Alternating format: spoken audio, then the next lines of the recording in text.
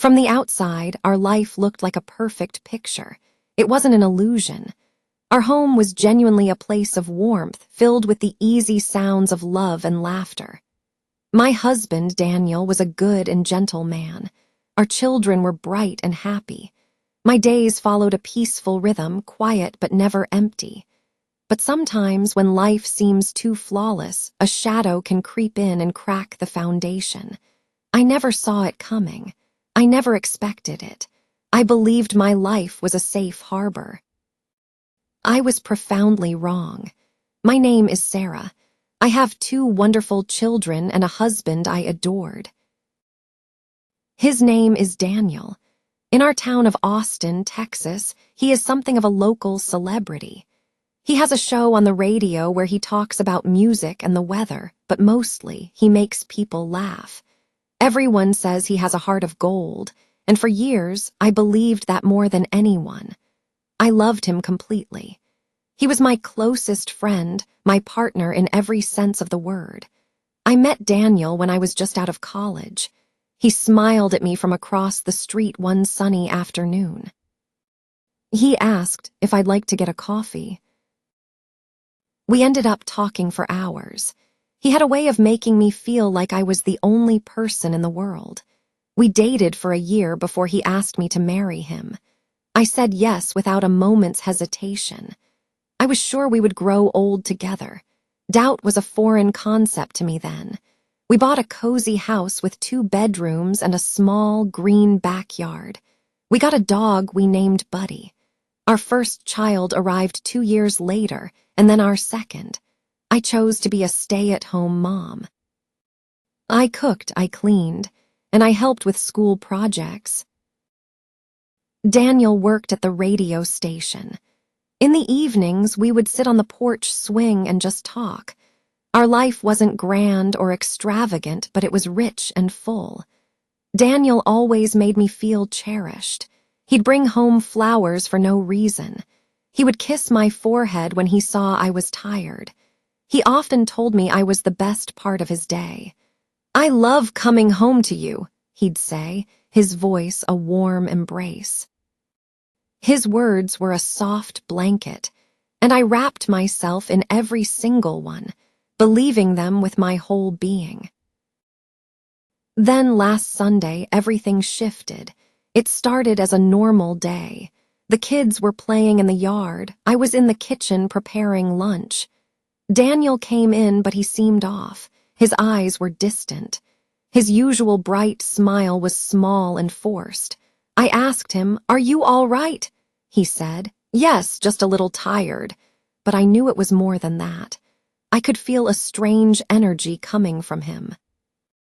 Later that night, after the kids were asleep and the house was wrapped in silence, he asked me to sit with him in the living room. He looked at me, and for the first time I saw real fear in his eyes. His hands were clasped together so tightly his knuckles were white. I sat on the couch next to him and waited for the world to change. "I saw someone today," he said, his voice barely a whisper. I asked who. He said her name was Olivia. The name meant nothing to me at first.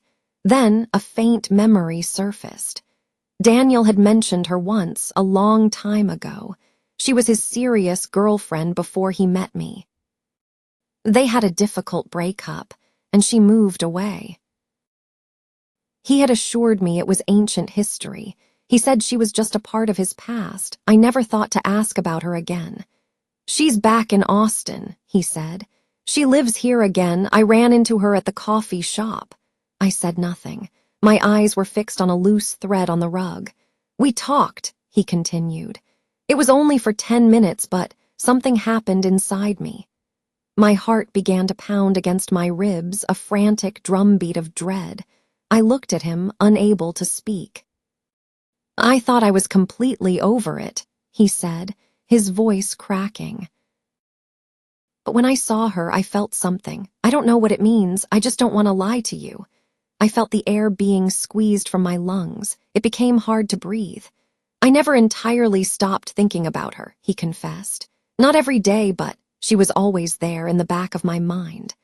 I closed my eyes and hugged my knees to my chest. I wanted to scream to shatter the quiet of our perfect home, but I remained silent. "I'm not saying I want to leave," Daniel added quickly. "I love you. I love our kids." But with Olivia, I never got to say a proper goodbye. My own voice felt foreign when I asked, "Do you want to see her again?" He hesitated, then said, "I think I need to." I stood up and walked stiffly to the kitchen. My hands were trembling so much I could barely pour a glass of water, which I didn't drink. I stared out the window into the pitch-black night. My heart felt just as dark. He followed me into the kitchen. "I want to be completely honest with you. I don't know what I'm doing, but I felt I had to tell you." I turned to face him. "Are you planning a future with her?" He said nothing. I asked again, my voice sharper this time. "Daniel, are you imagining a life with her?" He finally looked at me, his eyes red and watery. "I don't know," he whispered. We didn't speak again that night. We slept in the same bed, but it felt like we were on separate, drifting islands. I turned my back to him. He made no move to touch me. I shut my eyes and let silent tears trace paths down my cheeks. The next morning, I made breakfast as if it were any other day. I set the table. The kids chattered and laughed. Daniel smiled, pretending nothing had happened, but a chasm had opened between us. I looked at him across the table. He was still my husband, but he no longer felt entirely mine. After he left for work, I collapsed onto the couch. My gaze fell on our family portrait on the wall. We were all beaming in the photo, a perfect, happy family. But my smile was gone. That evening, Daniel came home with a bouquet of flowers. He held them out to me. "I didn't take them. I didn't meet her," he said. "I couldn't." I drove to the cafe. I sat in the car and looked at the door, but all I could think about was you. I thought about our life, our home. He paused, looking at me, searching for something. "And I drove away," he said, "but I still think about her." I didn't respond. I walked past him and started picking up the kids' toys from the floor. I wiped down the table. I did all the normal, mundane things, but inside I was shattered into a million pieces. That night he asked, "Can we talk?" I replied, "What more is there to say?" "I'm confused," he said. "I'm hurt," I shot back. He sat down, his shoulders slumped. "I'm sorry," he said. I didn't want his sorrow. I wanted my old life back, the one where I felt secure and loved without question. But I knew with a devastating certainty that it was gone forever. Now every day stretches on, long and heavy with uncertainty. I don't know what he's thinking. I don't know if he will try to see her again. He says he loves me, but his heart is divided. I want to be strong for my children. I want to fight for my family. But I refuse to beg for my husband's love. I cannot live with a man who carries a torch for another woman. I look at my children, so small and innocent. They need both of us. But I also need peace. I need honesty. I am completely lost. Maybe he will choose to stay.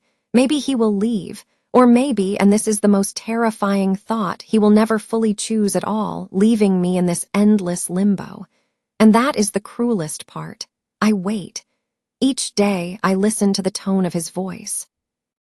I study the look on his face. And I wonder, am I still his home? I don't have an answer yet. The next few days passed in a slow, heavy fog. I moved through my routines like I was walking through deep water.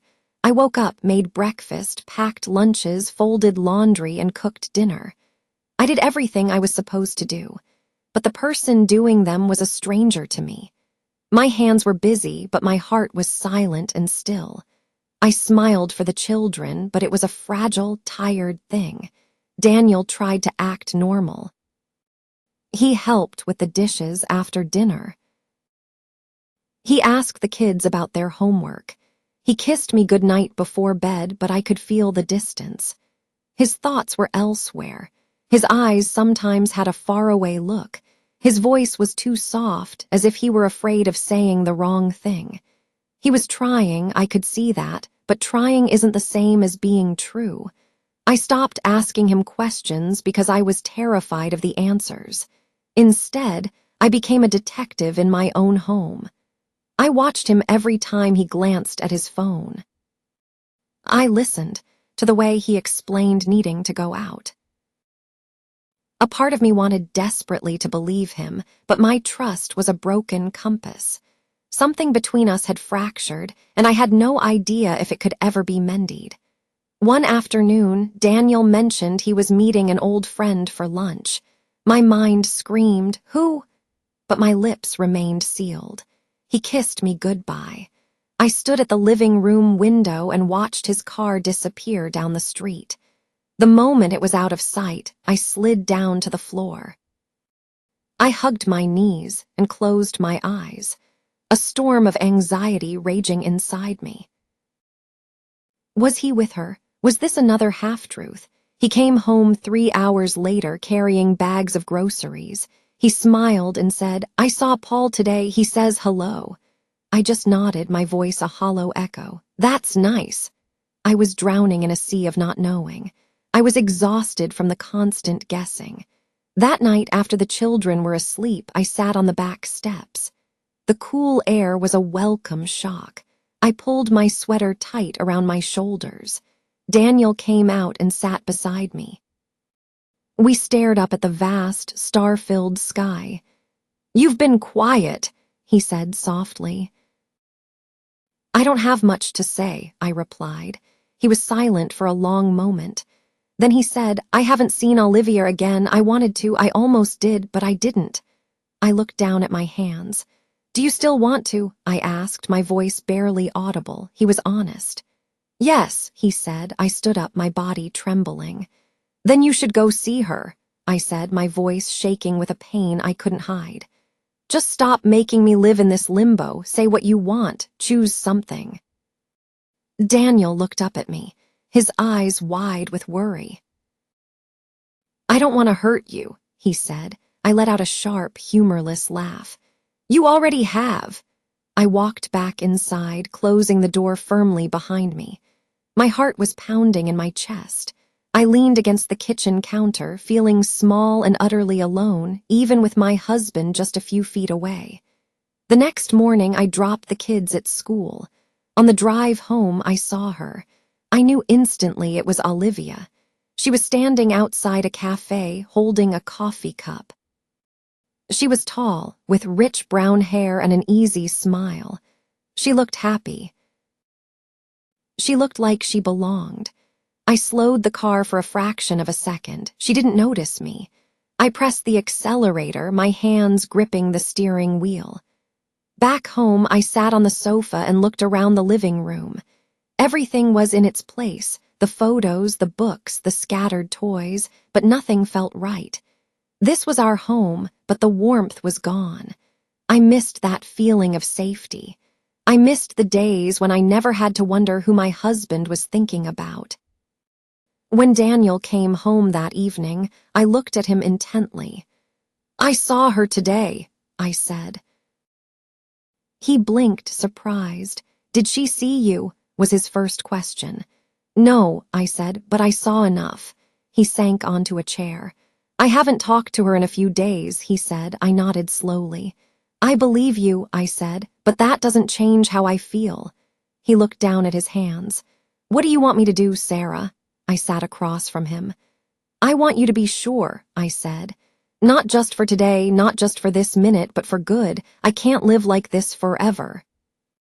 "I am trying," he pleaded. "Trying isn't the same as choosing," I replied. He looked at me with exhausted eyes. "I know." We sat in a heavy silence. The ticking of the clock on the wall was painfully loud. A car drove past outside. The house creaked. The night felt endless. Over the next few days, I retreated into myself. I didn't write anything. I didn't call anyone. I just watched. I waited. Daniel stayed close to home. He was quiet, kind, and careful around me. He tried to help more than usual. He cooked dinner one night.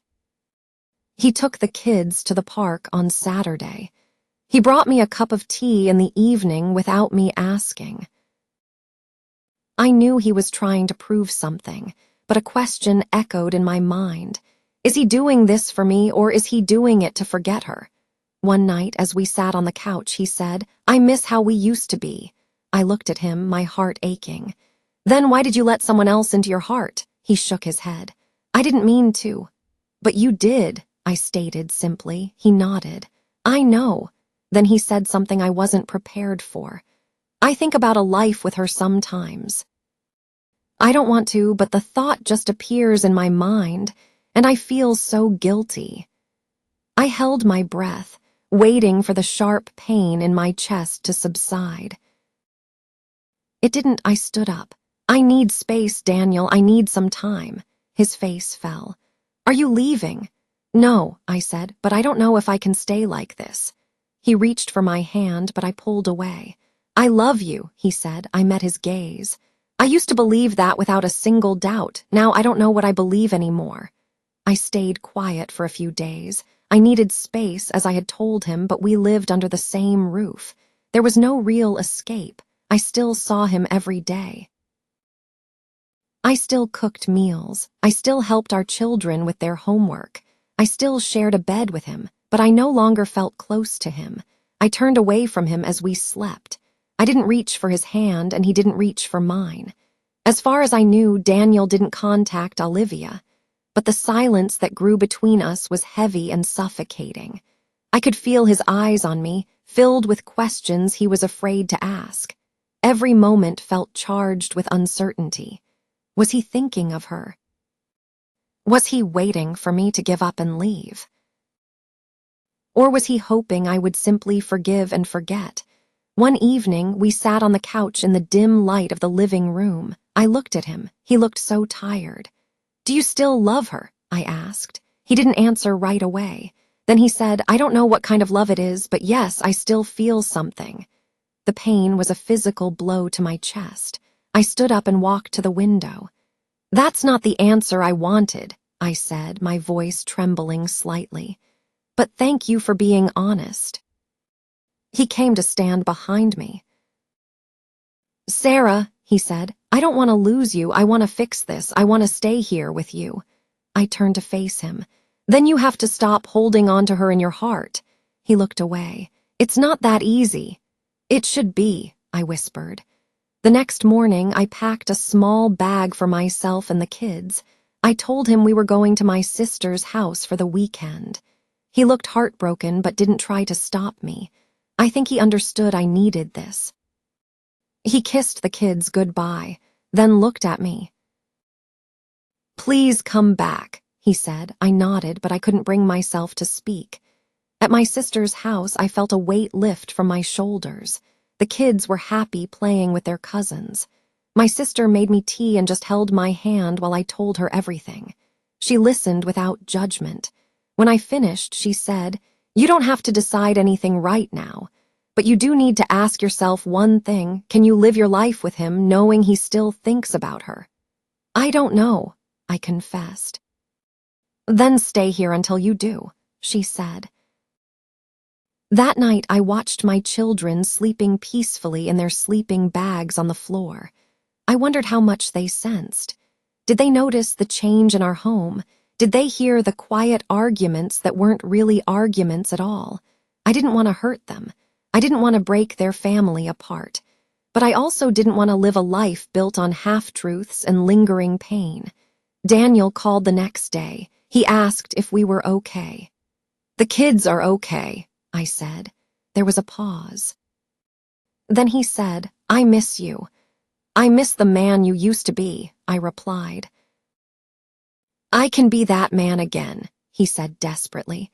"I don't know if I believe that anymore," I told him. On Sunday evening, I drove home. The house was spotless. The lights were on, casting a warm glow. Daniel was waiting for us at the door. The kids ran into his arms. I walked in slowly. He looked at me. "Thank you for coming back," he said.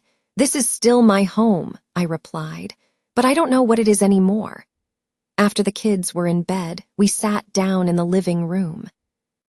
He had made tea for both of us. I didn't call her, he said. I nodded. I've been thinking about everything, he continued.